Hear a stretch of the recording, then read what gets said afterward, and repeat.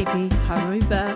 How are you? Hello from across the room, first of all. Yes, this is nice, isn't it? It is quite nice. It's back to the days of yore. We're back together, so we're in the same room, which means we can annoy each other even more than before, because I can almost touch you with my foot. But otherwise, in the garden, we've had quite a nice week because from my side of things, and we've kind of worked together, first of all, we did the whole veg garden, which has been absolutely fantastic. Yes. Looking good, isn't it? It's looking really, really good. So we did all the beds first. Mm-hmm. We did them. Yeah, Filled exactly. with a bit more compost. Yes, possibly a little bit of leaf mould or one or two that from the bags that were all right. And yeah, while you were hoeing, I was pulling up some of the beetroot and carrots, which are absolutely delicious. They are incredible. We've had some good beetroot and carrot meals, and I can't pull up a beetroot now without thinking of Mags and Mon and their incredible beetroot. I know, which are obviously nothing like ours. Ours are so inferior compared to theirs. And then for the paths, we just kind of hoed them, really. And that seemed to work really well. So. Yes. I mean, there's still lots of little seedlings. Our biggest problem, in inverted commas, is Japanese balsam, not Himalayan balsam, Japanese balsam, which seeds everywhere. It does, it's prolific. But it's just the easiest thing to pull up. And we tend to let it grow in certain spots and then we just pull out the others. Yeah, exactly. So I'm not too worried about those. We'll get stuck into that. Yeah, so a lot of the Japanese balsam in there. Of course, the other problem we're going to have in this setup is Hobbs, who since the last time we were in the same room together recording, has developed an even louder grumble. Yeah, she has. And it always occurs when I'm on an important work call and I have to explain to a client, so can I just to let you know, that's my dog grumbling, it's not my tummy or worse.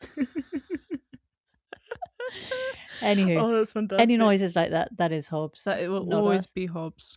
Anyways, that's been me with my jobs. Oh, actually, and then the main occasion of the week was creating a new bed in the lawn. I don't know how you can forget that. That was the biggest thing we did. Yeah, exactly. And we were trying to time it perfectly so that there would be rain and it would get nicely soaked in. We were checking that weather forecast like crazy.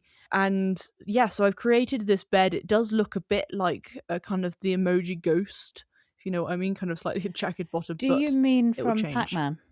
Yes, precisely. It does look like a little Pac-Man ghost. It does, doesn't it? And it will change. It can change shape. I can make it bigger in different areas. Anyways, it was just the idea. But what size idea. Would you say it is now? I would say it's about 10 meters by. No, it's 5. No way that big. Oh no, sorry. Probably 5 meters by 2. Yeah. Well, I was okay.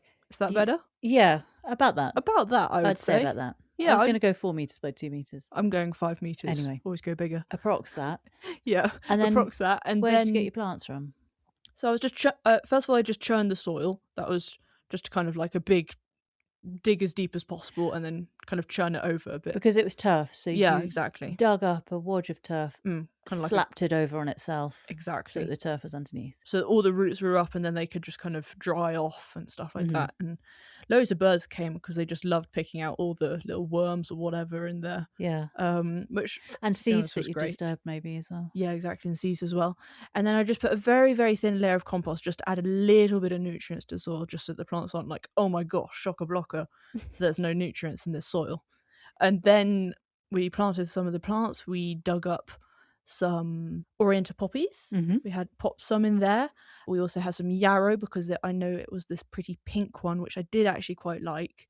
And then also, of course, aqualegias had to go in. I dug up a load of those. And then we had some other little ones which were just kind of one-off. So we had, I think, an echinops. 2 hardy geraniums. Yep, that was it. An artichoke. Oh yes, an artichoke. We had to get the artichoke in there. And some honesty went in as well. Yes, because that will flower next year. So I thought, oh, great, we can add a bit of flowering stuff in there. And then the rest is going to be seeds that I'm doing in the greenhouse. So I've got things like tithonias, the Bishop's Children dahlias.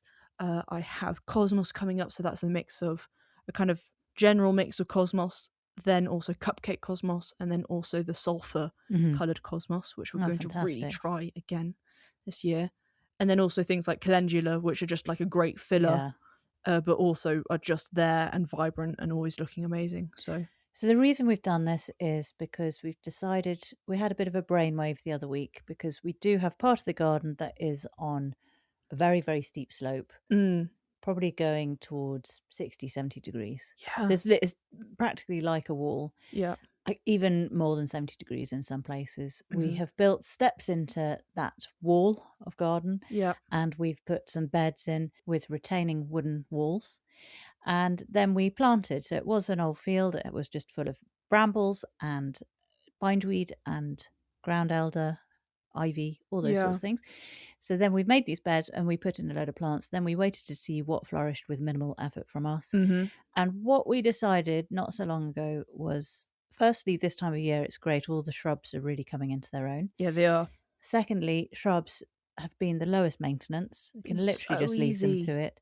And it doesn't matter then if some of the grass comes back and grows up between them. And the ideal state to get it to would be a hillside of shrubs. And then if there's grass in amongst it, that's fine. But it's basically a hillside that we don't really bother trying to access. Yep. And also then if we've got flowering things like the honesty, which just sells seeds everywhere. So that It makes all does. this prettiness all around. It's fantastic. So we thought we'd just fill those beds with shrubs. And then it means when the boards finally rot and give way, then the hill should hopefully be retained by the roots of all the shrubs. Yeah, exactly. We don't go down there. We've built the 2 terraces within that have steps to them and can be accessed easily. They are kind of slightly on the periphery. They're not like bang central in the middle of it. So one's kind of near the top, the other one's slightly down to the right, but still slightly immersed. Yeah. But there's still very easy access to them. So the idea is to dig up as many of the plants that won't survive probably in amongst longer grass and with the shrubs taking over. Yeah. And so we thought we'd build some pretty beds up top, which is fun because the top bit is still on a huge slope, probably 40 degree slope, 45 degrees. So. Yeah. But it's fun because for us that just feels easy compared to what feels we've normally done. So actually we're enjoying that. So we're starting with one bed, Sweet Pea's Pac-Man Ghost, and then we're going to build another bed at some point. Oh, that's what it's going to be called now, Pac-Man Ghost. And then we're just going to be all about propagating and growing things from seed, trying to do it on the cheap and sort of really enjoy that challenge of doing it as cheaply as possible. Exactly. And then also this whole thing of, you know, how you kind of, when the roots are inoculated with the earth that's already there, they're going to grow far more easily in the soil, which is just next door to it, because they're going to be like, oh, well, I already know this soil type and everything. So they're kind of slightly used to it, the plants in themselves. Yeah. So I'm hoping they're a bit more vigorous. I've just thought another plant that we did a lot of splitting and planting was the red hot pokers. Oh my gosh, which are how did we beasts forget on our them? hill. So we can do what we want with those and treat them as roughly as you like, and they all do well. I mean, I remember when you put that spade in, you're like, I do not care about this thing whatsoever. Anyway, so as well as helping me with the new beds and having fun digging Splitting things my up, red hot pokers. red hot pokers, what have you been up to? Oh, I've had a great week, Sweet Pea. I went to visit my good friend who lives near Worcester. And we have a 20-year friendship. We met when you two were little babies. Yeah. And we would get together when you were babies, always as you've been children. She has a son. I have you, Ovs. Yeah. And you're about the same age, aren't you? We are. We would meet up and do all the mother-child stuff. And now you two have flown the nest. We've been trying to find our feet as to how we get together. Because it's just not the same. The dynamic's different. And we tried meeting for a meal at a restaurant. We tried meeting for a drink, all those kinds of things, and nothing quite worked. Then we established what we really love is gardens. Yeah. That's a common love that we have. Yeah, she's the kind of one friend that you have who really is into gardens. Really into gardens and gardening. Her wings are very clipped because she has a husband who doesn't like any form of wildlife. Oh, yeah, he likes concrete and gravel. Yeah, they've concrete and gravelled over everything. And then I surreptitiously send her cheap bulbs and seeds. Do. She sneaks them in the dead of night. She does. And then up pops an allium. Going, oh, I wonder how that got there. Yeah. But she loves gardens. So we met at Spetchley Park Gardens, which is in Worcester. And recognise the name. Yeah, well, it was on Gardener's World. We saw it on a compilations in 2023, I think it was. Or in 2024. Yes. But it had originally been on Gardener's World in 2022 with the lovely Adverley. Yeah. And she had given a little there speaketh the Hobbs. There speaketh. She had been on, she had done one of her little mini lectures on Spetchley. Fantastic. And so what I remember from that with Adderley was she talked about how they're big on their peonies, and they have herbaceous peonies everywhere. I can't remember if they have a national collection or not, but certainly they're all about the peony flower. Got a lot. And we were there this time of year, so the peonies are just coming up, and we kept coming across another peony, but not in flower. But it looks very exciting when it comes through. There were some beautiful camellias. I got a lovely photo of just a perfectly formed camellia flower. Oh, so pure and gorgeous. It looks like it had been drawn by a computer because it was so symmetrical. Oh, proper AI kind of photo looking. What's that flower. thing you said? The magic, the golden ratio. Golden ratio, kind of that sort of thing. Pyramids. Yeah. It was just stunning. Oh, very cool. So there were camellias, a lot of cyclamen, a lot of bluebells. I think they were bluebells. But we had lunch there, which was very nice. No cake, though, sweet pea. Oh. And then we had a wander around. We walked and walked. And there's a big lake there. We walked around the lake. Then we found a bench. We sat in the sun on the bench. We put the world to rights. So it was a really, really lovely day and a great way to meet with her. And we both agreed afterwards that this is how we're going to do it from now on.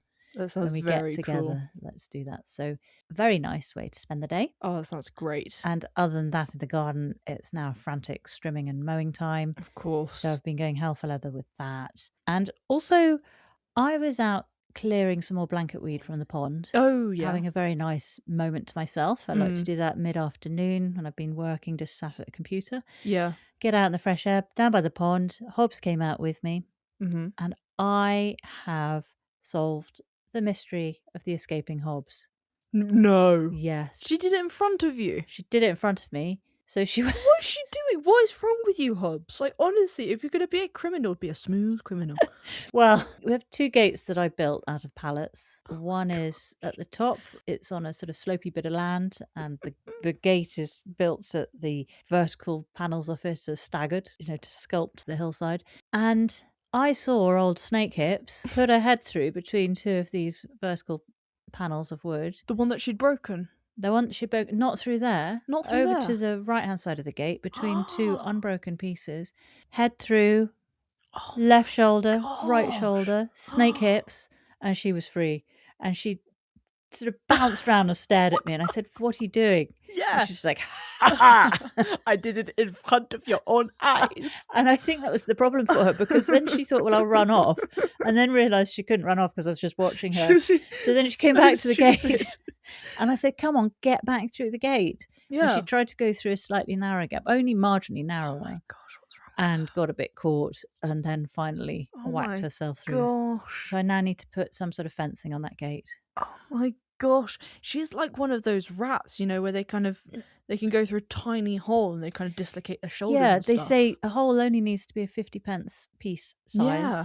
As long as they can get their skull through. Yeah. Well, then I don't think they even need to dislocate it. They're just like Hobbs. They just slink through one shoulder, another shoulder. That is so weird. Well, Sweet Pea, once again, we're talking way too much. We just get carried away with garden stuff, don't we? We really do. So let's just have a look at a few other things. I've got a little bit of housekeeping, but also we had a message from one of our listeners. And this was about the Martin Dawn film, The Birds. Oh, yeah. And this is from Angela Whiffen. Apparently she met him on the beach whilst he was filming. And the beach is, she said it's Snettisham Beach, and it was about 2 years ago that she met him. Very cool. Anyway, she wrote, "Oh my gosh, this beautifully shot video touched me deeply. Martin Dawn captured the essence of the Norfolk murmuration with soul, with love, with compassion, telling the story of this, what I call a wonder of my world. I too go each year to see this, and I lose myself for hours photographing the birds. Thank you, Martin. The hour watching your work will stay on my hard drive and in my head. This capture of how it truly is on the shore, watching the birds, is the best video I've ever seen. It makes me want to better my video skills and make my own. Keep posting more like this. Thank you so much." Oh, that's fantastic. It's a lovely message from Angela. So I've made sure that Martin gets hold of that. Great. Yes, he needs to know. Anyway, the housekeeping we had, it was just really regarding wisdom teeth. Oh, yes. So I said they're called wisdom teeth because they contain stem cells which are unique in coming from the neural crest. Yeah. But actually it's just because they were originally called the teeth of wisdom on account of them emerging around the time of when humans start to become wise. So between the ages of 17 and 25. But you said, "Oh, but I don't have any wisdom teeth." And I said, "Oh, don't worry, they're in your head somewhere." Oh yeah, you did. And you said, "No, I just creepy. don't think I have any." Well, actually, it turns out, because I thought everyone had wisdom teeth, they just might not necessarily emerge. Oh, okay. But in fact, yeah, some people just don't necessarily have them present in the mouth. So I do wonder, does that mean I'm not as wise as others? Yeah, I think that's what that means. Anyway, burn. Did you have any housekeeping, or you're all I covered? think that was all covered. Great stuff. But just before we get on to No Way News, I've got a little bit of chit-chat catch-up. Oh, yes. From two of our previous guests. So first of all, George, lovely, gorgeous George. Yes. George Lowther from George's Jungle Garden. He has his excellent YouTube channel, which I've been trying to catch up on because I haven't had a look for a while. And of course, he and his beautiful wife have just had a baby. Yeah. His beautiful wife did the hard part, of course. The having a baby bit. Yeah. So they now have two little ones keeping them busy, but George's still working on his new garden. You remember he had got that extra bit of land. So recently he's been digging up and splitting and moving some of his bamboos. Oh, that's good. And he's really been battling against high winds when really? he was doing this through March. Yeah. Crikey. And so he was showing how difficult it is to sort of get them in the ground. They're getting rocked about. But if you're also doing a similar sort of job as George, this is a good video to watch to see how he's handling the bamboo. But also these high winds meant he lost this beautiful Pinus patula, or Mexican yellow pine. Oh, no. Huge tree. Got blown completely over. And he was explaining on his video how he bought it in it was about a 50 centimetre tree at the time, in a 5-litre pot. From Nick Mace's Panglover plants, of course. And that was 5 years ago. Put it in the ground, and they are very, very fast growing. And he explained that could be partially the reason why it blew over, because, and I guess it's like with our eucalyptus, a plant that's growing very, very fast upwards above the ground isn't necessarily growing the huge root system below the ground. Point. So then a high wind is going to knock it over. He also wondered if it could be from all the pine needles falling and causing it to mulch too high up the trunk, because it had literally just severed off at kind of ground level. It severed off. I thought like the whole root ball had come up. That was all still in the ground, just cut through. Oh, well, that it could be because of the mulching then. It could be. It's an interesting thought. But anyway, very interesting to see how he handles that, what he decides to do with that space in his beautiful jungle garden. He certainly finds good use for the tree, for the dead tree. Oh, yeah. Or the fallen tree, for plans within his new garden. Oh, so good. Another video that's worth looking at. I'll put links to those videos anyway. Fantastic. On our website, and you can check that out in your own time, Sweet Pea. Cool. And then just another little chit-chat catch-up. Mandy Barber from Incredible Vegetables. Yes. She's still flying high with that. That's doing so well. That's Mandy, of course, with the perennial veg. And she has recently expanded it into a big new plant packing space. Ooh. Which looks fantastic. And they're getting ready for their next restocking of perennial veg plants. They have a lot of veg available on their website to order, so that's fantastic. Perhaps we have a little look at that and see what we could get for ourselves. Yes, wouldn't mind some walking onions. Some walking onions would be very cool. Right, No Way News. No Way News time. Who's going first? You go first. Should I go first? Yeah. Okay, so you know how earlier I said to you my search engine is becoming very peculiar? Yeah. It's become even more peculiar after this one. I'm not sure if you ever heard the name. This is the kind of scientific name. Colobopsis explodens. And these are detonating ants. Wow. They explode when they feel threatened or when they're being attacked. So these are absolutely incredible. So this is a new species found in tropical forests such as Borneo, Thailand, Malaysia. Oh, amazing. Finding them in these parts. And what happens, it's the worker ants. It's the ones which are very far down the ranks. So they live on the very periphery of the colony. I think they're something like the 7th caste. They're kind of different castes. Yeah, it's a bit like with bees, isn't it? Yeah, so you've got some dispensable ones. Exactly. Precisely that. They're the dispensable ones. And during kind of territorial fights, or if they feel threatened, whatever, they can do this thing which I think is called autothysis. All right. And that's where they can make themselves explode. Auto, obviously, make themselves. And thysis is kind of exploding. Is it? Yes, it is. It's kind of where you can do it with a cell. It's where the cell kind of opens up. Or right. Whatever. Same kind of thing. Anyways, and then the elements which are released in kind of mandibular glands, so they kind of Yeah. have them around their mouth area. They release irritating, sticky elements, slightly kind of yellow colour, that can kill their enemy, and also Wow. very irritating and sticky. It's Wowza. just like glue. It's awful stuff. Gosh. Anyway, so I was wondering, how is it creating like so much pressure Yes. to kind of rupture it from inside out? Yeah. It's like, what on earth is going on there? So what seems to be happening is that it contracts its abdominal muscles really, really hard, and then that kind of almost breaks the skin. It just kind of Crikey. explodes from there. And then what happens is when it explodes, then the glands around the mandible, which aren't the exploding glands, they're just No. glands in Yeah. themselves, they obviously then break open. What a and mess. all this kind of liquid and Oh my weird gosh, gluey, it's grim, gluey isn't stuff. it? It's so weird. So it's almost like an enormous sneeze. Yes. A sneeze that just goes too far. Because your godfather, he's a real danger on the roads when he's got Oh my gosh, he is. hay fever. He will, twice now, he's written off 2 cars because he sneezed on the motorway and crashed into the central reservation. Twice he's done it. Luckily, no one else hurt. He was okay.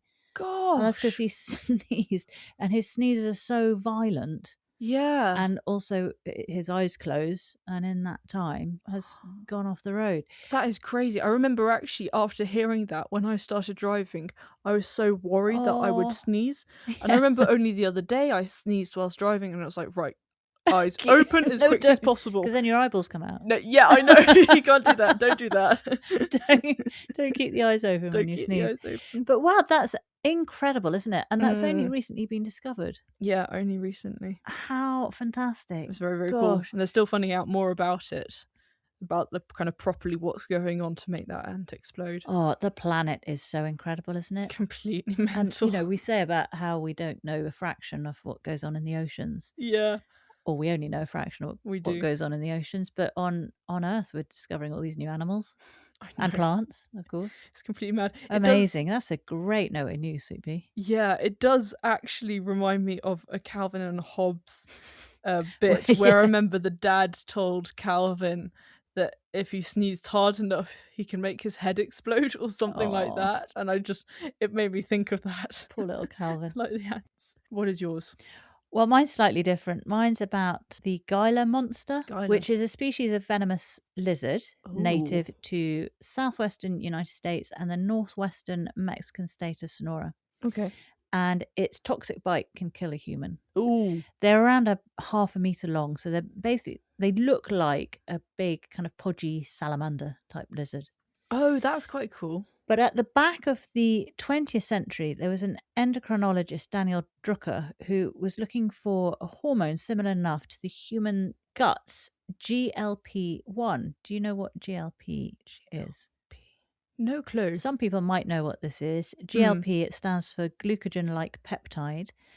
And you might recognise it from a certain drug, which we'll get onto in a minute.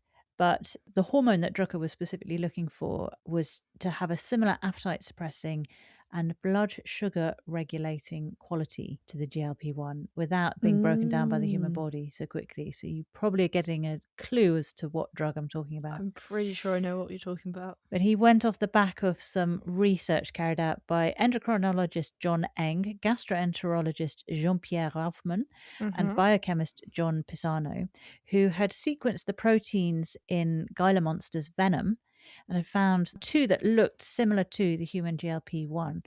And so Drucker acquired a Gila monster from Utah Zoo and dissected it.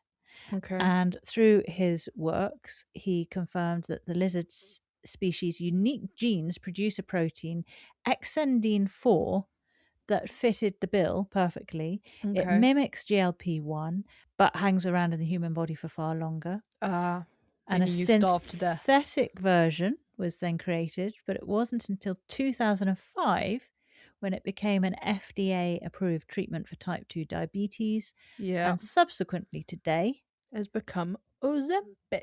That's exactly it. Yes. Treatment for obesity. Yes, because it makes you lose your appetite and you just don't need to eat. That's such a cool way of killing someone. It's not like a poison where it's just like, Well, this has taken a sinister turn. Why are we trying to kill someone? No, I just. No, what do you mean? Oh no, I don't watches? want to seem like a psychopath. You mentioned earlier about your search engines searches. I'm starting to worry now, sweetie. No, I just think it's quite a cool way, because it's like in Agatha Christie novels where they're able to administer the poison, but the effect happens later when they're Yes. locked in their room. And so it's always the detective going, oh, but they don't know. They seem to have locked themselves in their room. Therefore, nobody could have come in to administer the poison. Yeah. You know, it's that kind of thing. It's like the Tales of the Unexpected story where the wife has murdered the husband, but the police can't find the murder weapon. Yeah. And so they don't suspect it's her. And she sits all the policemen down to have a nice hearty roast. She says, look, I had this lamb roast ready for my husband. Of course she did. And they sit down to eat it. And of course, it was the frozen leg of lamb that she'd bludgeoned her husband with. And then the police are there eating it. Oh, that is fantastic. I love that. Oh, that's brilliant. Well, anyway, So look, cool. back to nature providing the answers for all these yes. synthetic drugs that humans take. On the website that I got this information from, there's also information about snake venom being used for stopping blood vessels from contracting, so for issues with high blood pressure and things like that. Oh, that's great. And various other animals that have helped humans in medicine. So a very interesting read. Very cool. Now, Sweet Pea, your plant fun fact. My plant fun fact is about skunk cabbage. Oh, yes. Which is absolutely fascinating because it comes out most of the time in very early spring, late winter, when there's still snow on the ground. And so you're thinking, well, how's it getting up through that snow, which is obviously ice cold? And what it's able to do, it's actually able to produce heat, which means that it can melt away the snow, and it can produce heat up to kind of like 20 degrees Celsius. Wowzers. Its internal temperature can become 22 degrees That's Celsius. amazing. Yeah, so cool. Only few plants are able to do thermogenesis, and this is one of the plants, and it's quite a rare thing for plants to be able to do. It's quite incredible. Apparently it's kind of thanks to a cyanide resistant cellular respiration, right? And it means that it can come out in the snow quite easily without getting frostbite, or withering away. And then the plant itself, by the name skunk cabbage, is pollinated by flies because it smells like rotten meat. Right. I wondered where the skunk was coming into it. Yeah, exactly. And then it can be pollinated quite easily because it's in the arum lily family. Right. So the flower then comes out kind of encapsulated in its kind of sheath of a kind of petal leaf kind of thing. But then also, to add on to that, the skunk cabbage was used medicinally by Native Americans. And also in the 19th century, it was listed in the US Pharmacopoeia, which is kind of like the big booklet of all drugs. And it was a drug called dracontium, and that helped with respiratory diseases, nervous disorders, rheumatism, and dropsy as well. So it can be used for a number of different Interesting. things. Quite cool plant. Gosh, a very cool plant. 20 degrees. I can't believe 20 that. degrees. I could do with that. I know. You could. Except for when I'm having my hot flushes, which has been then occurring a lot this week, isn't it? Oh my gosh. I keep wishing it would get cold so I could just heat myself up with a quick Yeah. hot flush. But basically, I'm a skunk cabbage. Basic. I have hot flushes. Goodness me, what's your animal fun fact? Do you want to know a little bit about mules? Yes, I do. I love a mule. I have a few fun facts about mules. We don't talk enough about mules, really. No, we just don't. say, as stubborn as a mule, but otherwise. And drug mule. And drug. Because of all of the films You don't I've need watched. to elaborate. Well, mules are the offspring of a male donkey and a female horse, which I didn't know, did I, Hobbs? Not did Hobbs. But a hinny is the offspring of a male horse and a female donkey. Oh, yes, I've heard about how it's different when you change up the male and the female. But also, mules are 99.9% sterile, and both mules and hinnies, actually. And this is due to an uneven chromosome count, although in rare cases, female mules have been known to give birth to foals. But generally, sterile. Crikey. Mules are hardier, they eat less, and they live longer than horses of an equivalent size. Very cool. And although we have the saying as stubborn as a mule, mules are actually less stubborn and more intelligent than donkeys. Oh. And they're thought to be more docile than their donkey fathers. But a mule's intelligence also means that they're more cautious and aware of danger. So if you're riding one, for example, when crossing dangerous terrain, they're going to be more careful rather than just stumbling on in there. Let's go! The skin of a mule is less sensitive than that of a horse's and more resistant to sun and rain. Okay. And they also live longer, so they live up to 50 years, whereas a horse lives a lot shorter than that, and donkeys as well. Yeah. Mules also have harder hooves than horses, which makes them great for the rocky terrain. Oh, and cool. They've been used throughout history as a reliable pack animal in combat. Okay. For example, in the 1980s, the US military used more than 10,000 mules to carry weapons and supplies through rugged hills to Afghan camps. Gotcha. And finally, an angry mule can kick both backwards and sideways, so don't get in the way of the back legs if you're going to annoy a mule. Yeah, you want to stare right in the face.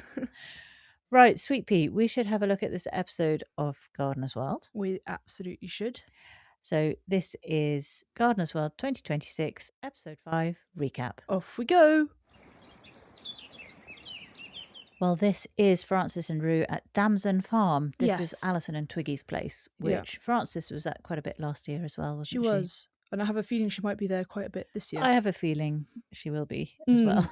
It's a shame because I would like to see more of Frances's garden. Yeah, because she was just kind of setting it up. And a very relatable garden as well, showing what to do with a small space like that. Yeah, exactly. It was really cute. I loved her little greenhouse. Well, Frances is walking through bulbs. We've got narcissi, grape hyacinths, and she's over to the primroses, which have been seeding themselves in the gravel path. A lot of seedlings, like we all have now. I wouldn't mind getting a load of primrose coming up. I know, that would be nice. Great.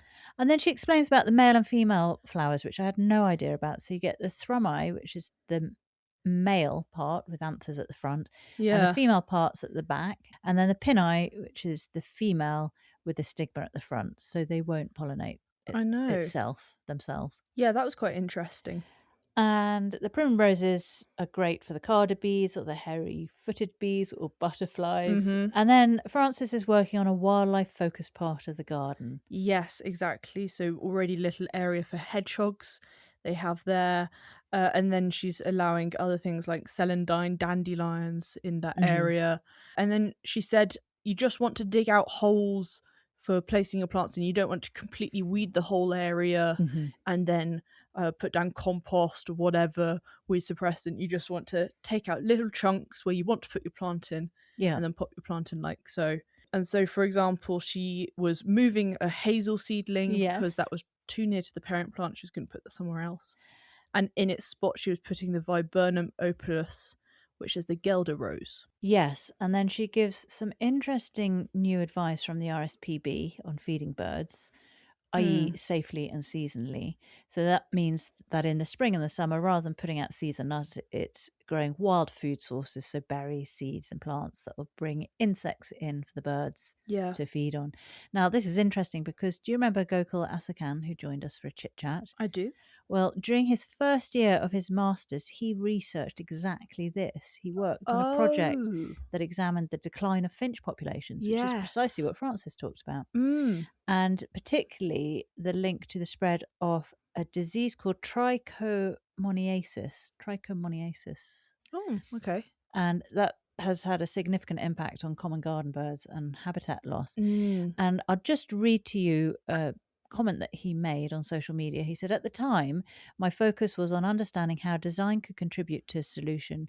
I explored habitat-led strategies that encourage natural foraging, reduce overcrowding at feeding points, and support healthier, more resilient bird populations. The aim was to move beyond reactive measures and consider how thoughtfully designed landscapes can help prevent such issues from escalating." Yeah.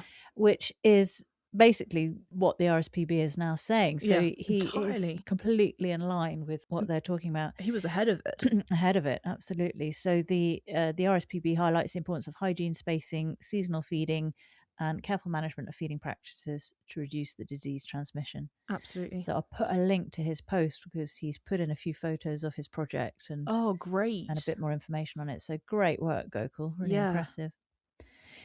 Anywho, back to garden as well. So Frances says that the greenfinches are now on the red list, which is very sad to hear. And she talks about how things like teasels and rose hips, etc., are very good for them. Exactly. And then finally, she mentions about the Guelder rose being great for redwings, fieldfares, and blackbirds as they produce those lovely, yummy berries. Mm-hmm. But then we go to Mena Wilson in Birmingham. Yeah. And Mena loves her daffs. Yes. She said she wanted to fill the area with flowers, and so daffodils was going to fill the boat. Exactly. And she transformed her garden from grass to daffs, 120 of them, she said. Yes, and all different sizes and shapes and colours as well. We've got all sorts of different things going on there. We didn't see enough of it, I felt, because she touched on a couple of daffodils. Did you get the names for those? Yeah, so we had a ballroom bell daff. Wasn't that pretty? Very cute little bells. Very, very cute. That's a good one for pots as well. She also had a daffodil Fencourt jewel. Mm-hmm. That was a peach centre one, multi-head as well. I love the multi-headed ones, don't you? Yeah, I really, really like that. And a very, delicate scent, she said. And then she had a couple of tips. She said, after you've watered your potted daffs, because they love to be in well-drained soil, but with moisture, you want to make sure they're fully drained. So tip the pots to one side and they drain quicker. And then to stop squirrels digging in your pots, cover them with a cage. Yeah, that's a very good thing to do because it's so annoying when squirrels come and dig up all your hard work. Irritating little blighters, aren't they? Yeah. We really love them. But when they come and just dig up stuff and just, you find bulbs strewn all over the path because they've taken them out of the pots. They don't even want anything to do with the bulbs. It's not like they're a great food source for them or it's just something. Mindless killing of daffs. It's a bit like when foxes go and get chickens and they'll just mindlessly kill chickens. It's just wrong. So, just as bad. Anyway, about Mena, she is fully into her daffs, as we know. She is on 2 daffodil groups on Facebook.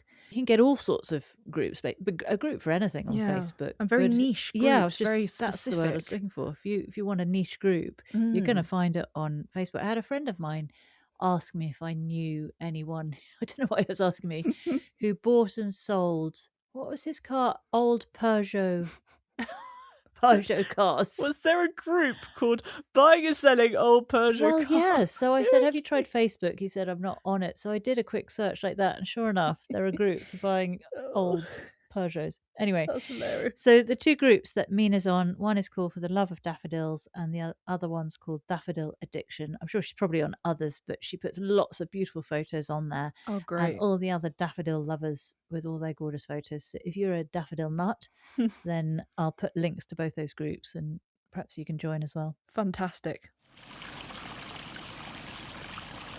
Then we're back with Frances, and she has gone over to see Alison, who is digging up some Hacknacloa macra because it has filled a space and she needs to dig up, kind of divide and move to this new planting area that she has in the flagstones of this patio area. She said there was just too many flagstones, pots.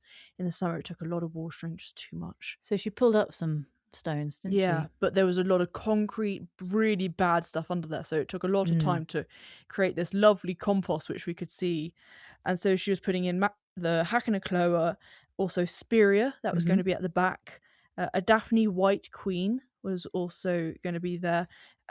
Daphne sound quite difficult from what Frances was saying. She was exactly what I was going to say. They don't like it too dry. They don't like it too wet. They're the Goldilocks of plants, aren't they? So not too wet, not too dry, not too cold, but not too hot. And Frances sounded almost apologetic when she got to the final thing that they didn't want, which was not too hot. It was like, oh my gosh. So a tricky plant. I think I love the idea of Daphne because so many of our guests on Chit Chats have had that as a plant. Just the scent is incredible. I love the idea, but I'm not sure I can handle such a fickle plant. I really don't think I can. But another fabulous plant that she was putting in was a Brunnera Betty Bowering. That's a white one, and that is very good in shade. So that's a great one to have. And then she was doing some tubs because just in case you can't rip up the patio, your landlord's property. Exactly. And she shows some things you can insulate your tubs with. So hessian, coir, sheep's wool. Sheep's wool, but make sure you're not just picking it up from anywhere. From a farmer's field, because it might have drugs in it. It might have drugs or just weird kind of chemicals. I guess it's not so bad if you're not putting edibles in.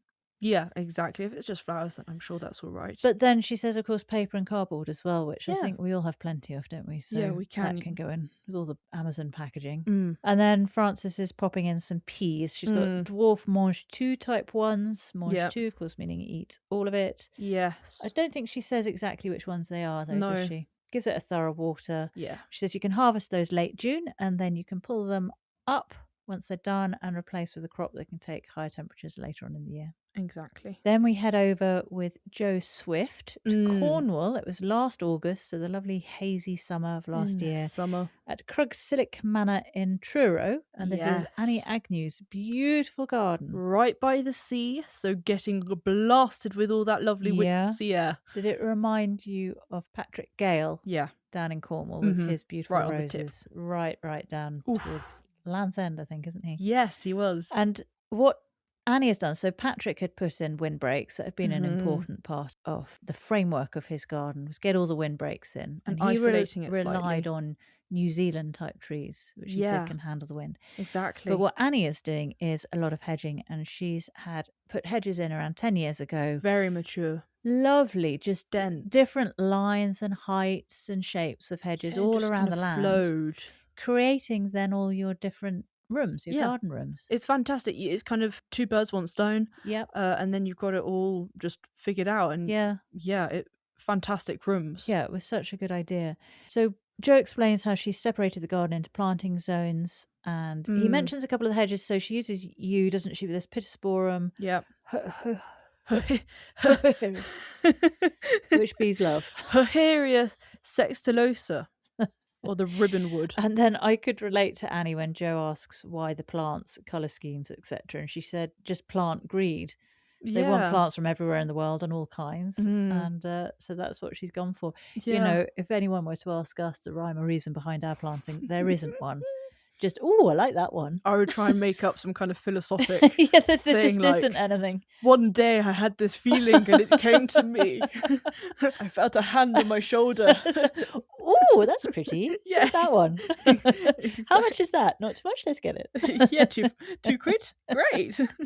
So there's a hot garden, which is surrounded by walls. Exotics. And she has beautiful reds, oranges, yellows. Yeah. Which plants did you get in there? So the kind of reds, almost blacks, we had the Dahlia Chat Noir. Then there was a Canara, yellow, ginger. Yeah, exactly. Ginger lily next to it. Very pretty. Did it remind you a bit of that really broad, long border at Overbeck's? It did. Because that had the cannas, it had the ginger lilies, had all those sort of hot colours in there. Med kind of feeling, but slightly more exotic at the same time. Yeah.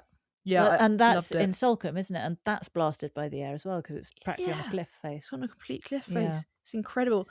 And then she also had the Tetrapanax Rex, but because that wasn't dying back each year, because she'd managed to create quite a nice climate from the wind, it's mild, and also it's very mild, which is fantastic. It's meant that there's a fabulous great trunk which is kind of formed over the years. Yeah, because it's not dying back all the time because of frost. Yeah, exactly. And then Annie's got her silver border, which Jo is calling her silver, white, blue and green border. Once again, he's changing the name. He really doesn't like how people call their areas. Call their borders. No, that's so He's got such a thing about he did that. Changing names. The other week. In Cirencester, I think it was. Yeah, Cotswold, somewhere around there. Anyway. So this is a very calming, tranquil space. Very calming. Plants with small leaves, he observes. Yeah. So there was the Veronicastrum, which you love. I love. Ever since Sue Kent showed us that very ethereal Veronicastrum. The cathedral spires. Yeah, I've just fallen in love with it. That's thanks to Sue. Lavender, pittosporums, echinops, lamb's ears were there as well. Ears. The bees are loving it all. They're fantastic. One thing I also picked up on was the fact that once again the day of filming was on the calmest day of the year. And it reminded me of one of our other chit-chats. Oh yes, Tom Nilsson. Yes, exactly. And his dry garden, which on the day of filming happened to be pouring with rain. Yeah. That's funny. Well, talking about rain, she had a fabulous pond area, which was huge. I was jealous of that big pond. I know, full of water lilies, but not too many, so it kept it feeling big because it can kind of feel quite small once you've got just so many plants covering it. I wonder if Annie has to deal with blanket weed getting tangled up in all her other pond surely. plants. I feel everyone has to deal with that stuff. I don't know if they do. We just seem to get every problem that exists. Yeah. Anyways, there were also oxygenators in there, border plants, and a Thalia dealbata, the powdery alligator flag plant around there as well. Architectural foliage, Jo Very said. cool. And pretty purple flowers. Well, Annie's garden is open through the NGS. We've got a couple of NGS gardens this week on Gardeners World, and it's open on the 14th of June. Pre-booking is possible. And here's the NGS description of Annie's garden, which I assume is what Annie writes to put on their page. It's a 2-acre garden, substantially re-landscaped and planted, mostly over the last 15 years. To the side of the 17th or 18th century house, a wooded bank drops down to a walled kitchen garden and hot garden. In front, sweeping yew hedges and paths define oval lawns and broad mixed borders. On a lower terrace, the focus is a large pond, and the planting is predominantly exotic flowering trees and shrubs. Ooh. And I saw an overhead view of the garden, and there are these huge sweeping oval lawns. Really? It's a big space. I mean, 2 acres is not to be sniffed at. I didn't get the feeling when I saw it. No idea of that. No, I thought it was quite like almost a little cottage garden. Yes. Slightly. Yeah, exactly. That's what I felt. Well, so there's some beautiful photos on her Instagram. I'll put a link to that. But something you should know, Sweet Pea, is that they have an escape artist tortoise, a bit like our Snake Hips escape artist Hobbsy. And apparently he escapes every year. Annie's found him on the road outside twice, up in the woodland bank twice, and now in the hot garden. She said, "We think he walks through walls."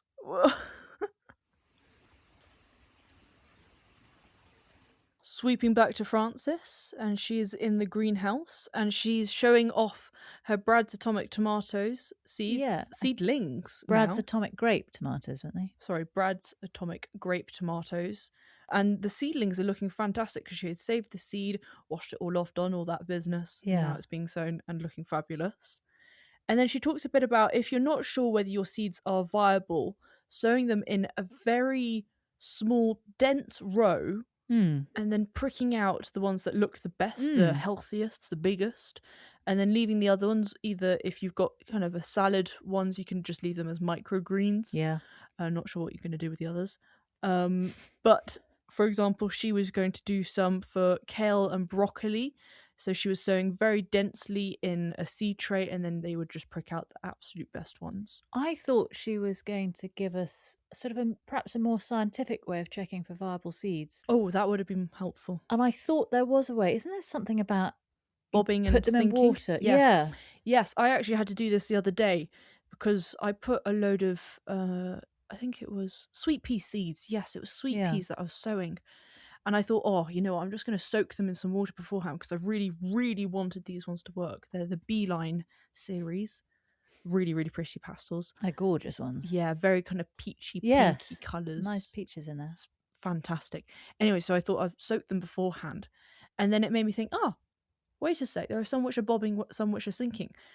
If I am correct, it is the ones which sink, which are the viable ones. Yes. If they float, then obviously they're more full of air.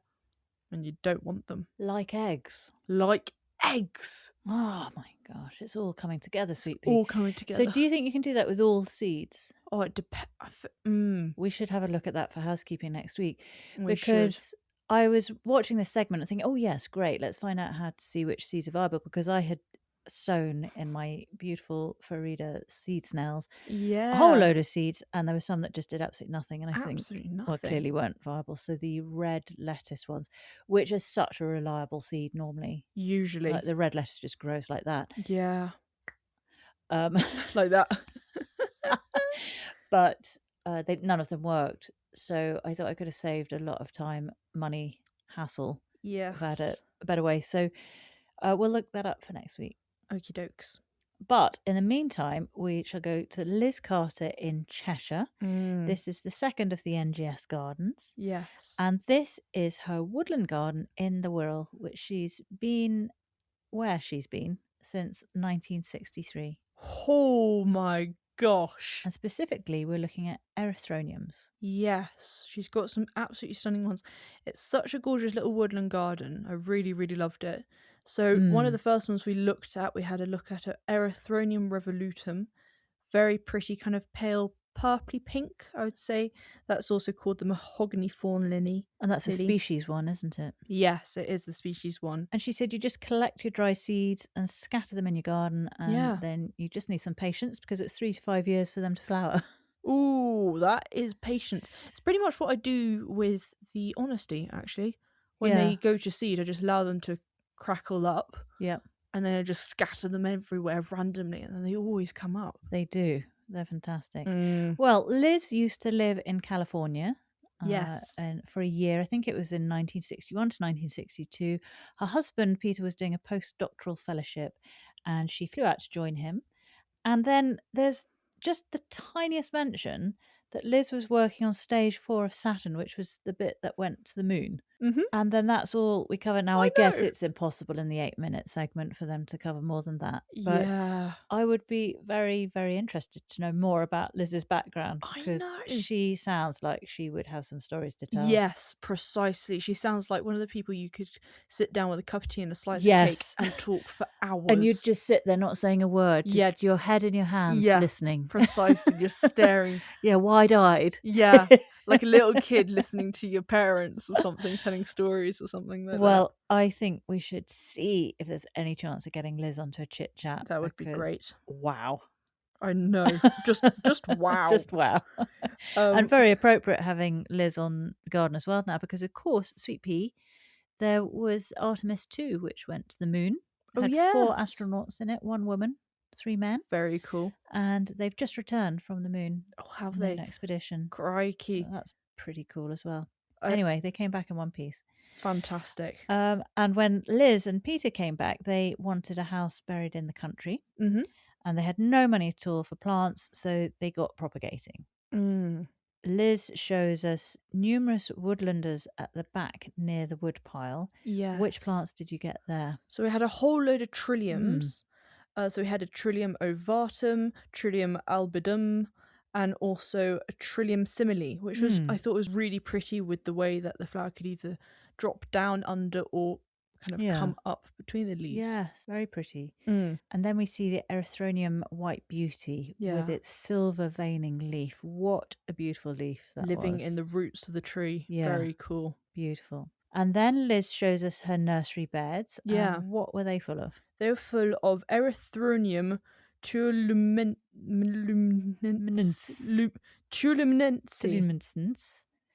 Which were yellow ones. Luminense. Oh, okay. Tuoluminense, because it's luminous.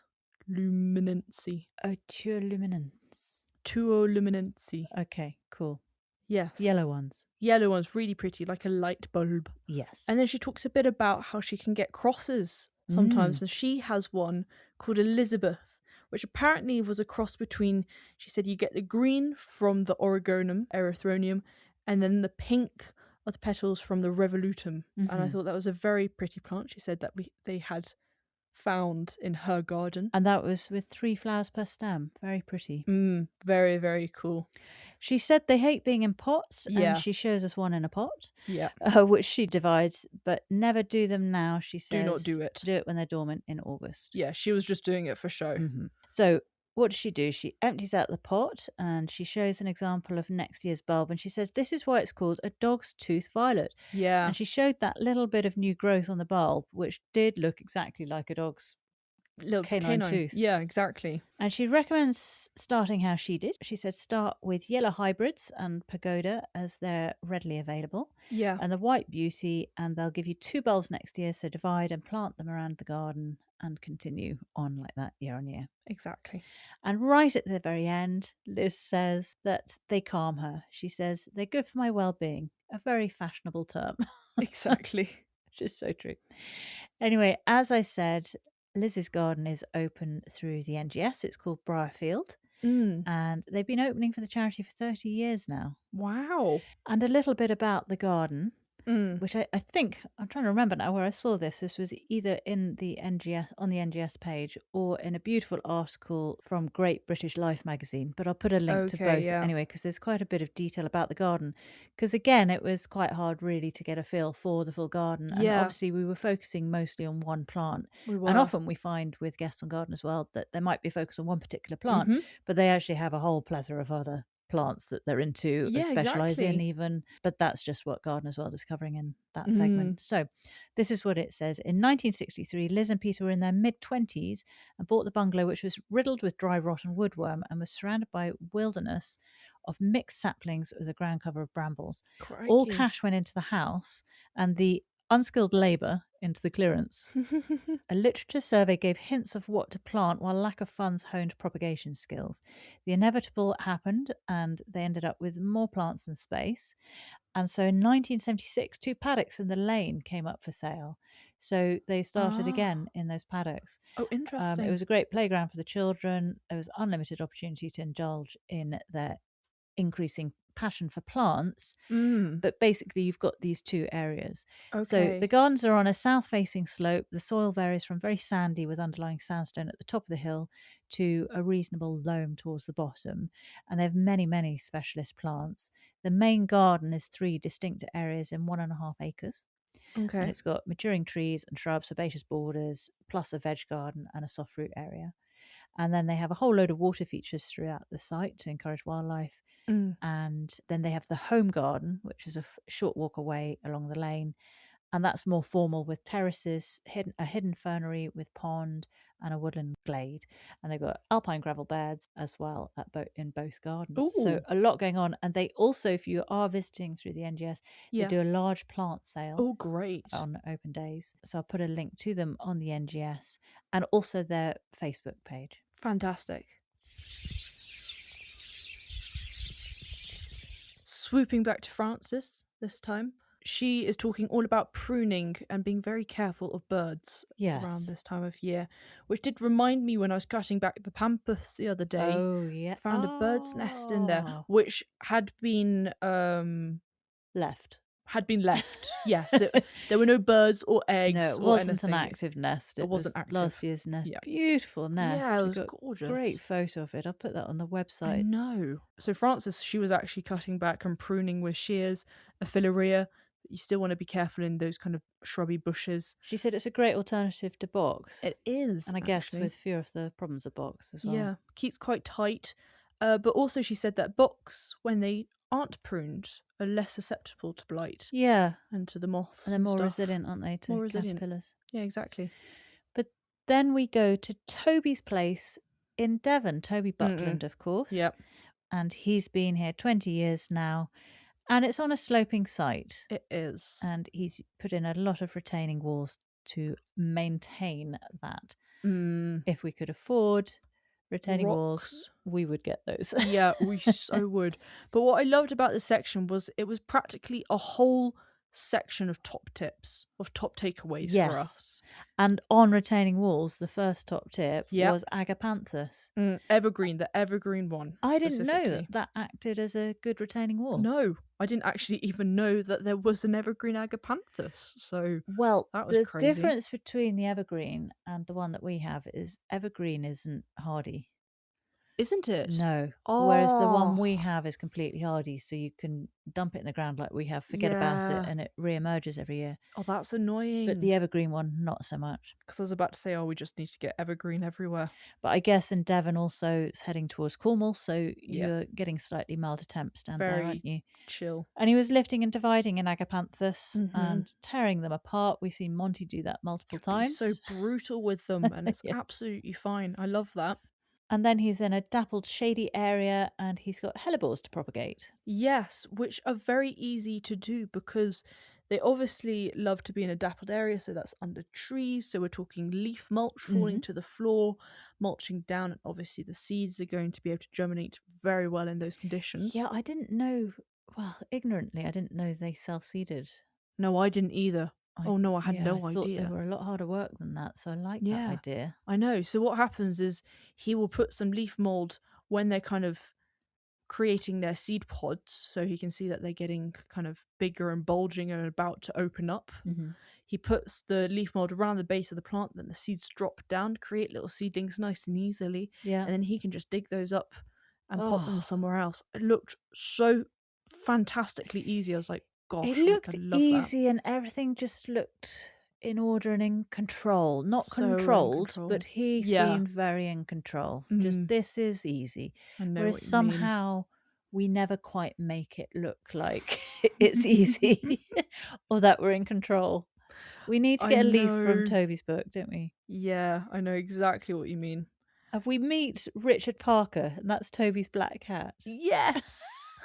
Very cool name. And he talks about how to keep cats off your bare soil. I think he was trying not to say because they like to poo in your bare soil. Yes. And he uses Iberian comfrey, which quickly covers the soil and is a bit too prickly for Richard Parker. So there's a top tip. Exactly. I wonder if that would keep Hobbs off the beds. Because Well, she sometimes just walks across them. And then you go, Hobbs, what are you doing? Me? And she's like, but what, mate? I'm not doing anything. He was showing his tomatillos. He was. And he saves a lot of seeds from year to year. And he keeps them each year into the next, and you get what he called a land race, which is a postcode specific strain of seeds that suits your garden. I've never heard it being called a land race. Have you heard that term before? I haven't specifically. No. I know what it is, but I didn't know you called that a land race. No, which is good to know. Yeah, an interesting term.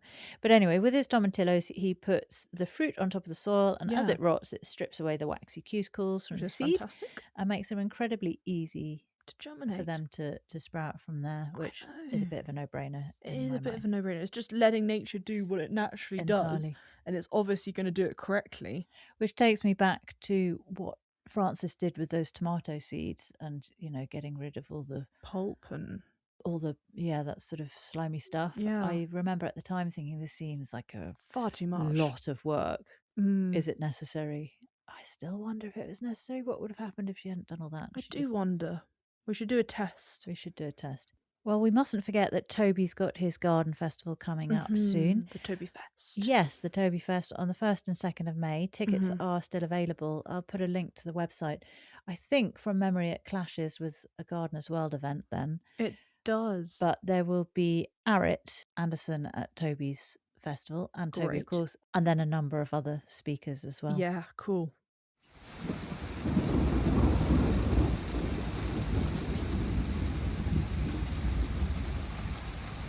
Finally, we're with Frances again, and she points out the bee flies on her forget-me-nots, and then she's digging up some lily of the valley. They're very poisonous and an irritant to the skin, so Frances is doing it with gloves. Yeah, exactly. Do not touch them. I didn't know they were an irritant to the skin. Anyway, we're to jobs for the weekend. We've got clean winter salad, use dead wood, and start hardening off. Absolutely. Sweet Pea, your favourite plant on this episode? Was the Trillium simile. I really loved that. From Liz's garden. Yes, exactly, with that gorgeous flower that can either be down or up, depending on what it feels like on the day. Well, mine was from Mena Wilson's garden. I thought that ballroom bell daffodil was ever so sweet. I thought you might, yes. Yeah. Very, very nice. And what was your top takeaway? It was just all of the top takeaways from Toby's section. I loved the whole section, was just fantastic. Yeah. I thought it was brilliant. So nothing specific? Nothing specific, literally the whole of Toby's bit. But if this was a chit-chat and someone was saying, well, just all the trees for my statement tree, I would be we annoyed. would be pushing them, wouldn't we? Okay. So what's your top takeaway? Well, probably the Iberian comfrey, because I would love to get. That's a bit annoying. Oh, okay. You can have that one though. No, I'm going to go with the evergreen agapanthus. Okay, evergreen agapanthus. Yes. I'm going with that one as a retaining wall. Okay, well, mine is Richard Parker's Iberian comfrey. Okie dokie. Well, next time on Gardener's World, which is on the 17th of April, so that is next week, it's episode 6. In a special programme, Monty gets an exclusive preview of a brand new garden created in Regent's Park, London, to commemorate the life of Queen Elizabeth II, due to open on what would have been her 100th birthday. Over the last 2 years, a disused plant nursery has been transformed into a visionary garden open to all. a vibrant living tribute filled with wildlife, sustainable planting, and a bold design for the future. Cool. Meanwhile, the team have been behind the scenes, watching the garden come to life from its very first foundations. Adderley Richmond uncovers the park's extraordinary past, from its origins as a Tudor royal hunting ground to its reinvention as wartime allotments. That's going to be fun. And on a cold winter's day, Adam Frost rolled up his sleeves to help volunteers plant 11,000 spring bulbs. Oof. Frances Tophill explored the magnolia, a tree much admired for its grace and resilience, qualities often associated with the late Queen, and Carol Klein gained access to a hidden gem of a nursery tasked with growing more than 250,000 plants for the royal parks, and uncovers the secret of growing pelargoniums fit for a king. Ooh. That's going to be a very interesting episode, I think. Very monarch, very royals theme next Very week. monarch heavy. Very monarch heavy.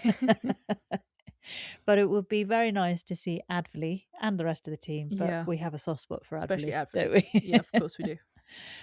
Well, if you would like to get in touch, if you've got any comments or feedback on this episode, or any fun facts you want to tell us about that we can share. But yeah, please do get in touch. You can do that either through our social media pages, Instagram and Facebook. Yep. Or through our website if you go to the contacts page, and our website is notjustagon.co.uk. Or you can email us at notjustagon@outlook.com. And if you want to join the community through our website for Not Just a Gone discounts, you'll get first notice of discounts, guest plant lists, recommendations, blogs, links, photos, and more. Then hop onto our website and pop your email into the box. You'll see join the community. And then you'll receive all those bits and bobs. Exactly. Well, Sweet Pea, it's been lovely having you in the same room. It's been nice that Hobbs has kept her grumbles to a minimum. I mean, we've had quite a few, but one or two tummy rumbles as well, but we can pretend that's Hobbs. It's still Hobbs. Right. Well, I'm off to fix the gate, so we shall see you next time. We sure will. Thank you for listening. Bye-bye, Sweet Pea. Bye, Mummy Bear.